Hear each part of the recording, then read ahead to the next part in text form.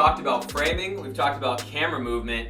Now it's time to talk about editing, where all the pieces come together, where you can take normal looking footage and really create something special. By choosing your shots in post-production, you're telling your viewer, okay, this subject or this object has significance, and this helps to tell your story. The interesting thing is that the stories aren't really being told on the screen. It's all happening in the viewer. They're sitting there, they're viewing your images that are being played one after the other on the screen, and they're subconsciously analyzing and making sense of what they're seeing. So the images have a certain relationship with one another, and this example is called the Kushlov effect. So you can take images that don't necessarily have a connection with each other, but once organized together in post-production, you can create something that wasn't there originally. This footage is from an original experiment done by Lev Kuleshov himself. He took footage of a man staring into the camera and put different clips in front of it, showed them to the audience, and the audience went absolutely crazy saying how wonderful an actor he was, how he portrayed his role so well, when in reality, it's the same shots played over and over again with different images in front. So what's really going on is how the viewer's perceiving what's on the screen. That's where the story takes place. So the bottom line is that all the impact that's happening in your film is happening in the reality of the viewer. So with that concept a little more understood, let's start with some main decisions when creating an edit that flows naturally and has an impact to your audience. The very first thing as being an editor is knowing when to cut. Holding some shots intentionally and cutting other shots, they all have to have a reason. They have to be showing the emotion and conveying the story of your film. So let's take a look at this cut.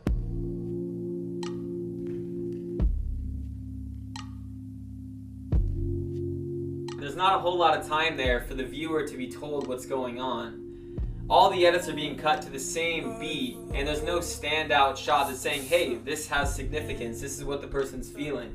So let's take a look at this edit.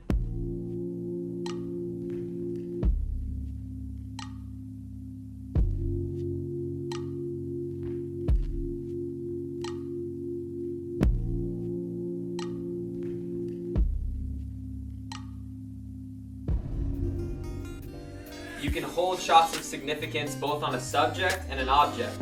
Both are giving the viewer time to allow them to connect with what the subject is feeling and help tell the story. The next thing is shot ordering. The general rules of film say that you want to start with your master shot and work your way into the subject closer and closer. You can use this technique to successfully tell your story, or you can actually flip rules like this around and work your way through a scene from close and work your way out to wide. When you're starting in on a scene on a close-up, there's an air of mystery there. You don't know where your subject is. So the next thing that's on my checklist when making a cut that's allowing the edit to flow naturally is always to cut on action.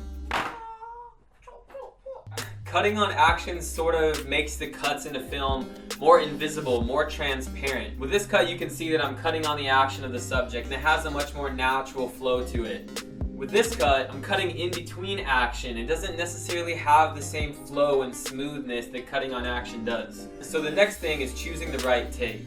You can shoot a scene a million different ways, and it's always important to have as many options as you can, as many angles as possible. There's a lot of factors that come into play when creating a powerful shot. The distance between the subject and the camera, the movement that the camera's having, the height at which the camera is in relationship to the eye level of the subject.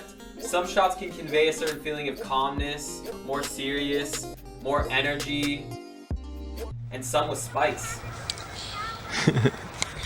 So this last technique is something called eye trace. The idea is that the viewer can only focus on one part of the image at a time, no matter how much of a wide or close-up shot it is. So in this shot, the viewer's attention or eye trace is going to be at the bottom left corner. If I cut to the next shot and the viewer has to shift their focus from the bottom left of the screen to the center of the frame, it's not going to be as much of a smooth transition between both shots. So with this next shot, the viewer's focus is staying in the same area of frame. This creates a much more transparent cut from shot to shot.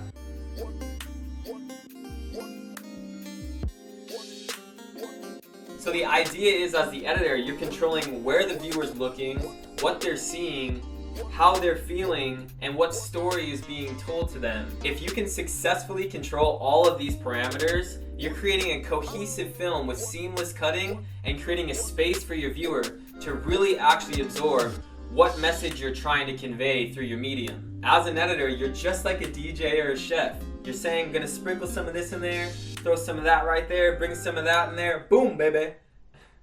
And the more you understand what's going on in your audience's mind, the more you can successfully take what's going on up here and express that in your artistic medium. So, master these rules and principles so that you can create a much more dynamic and cohesive film. Always have in mind what your viewers' thoughts and emotions are, and become a creator.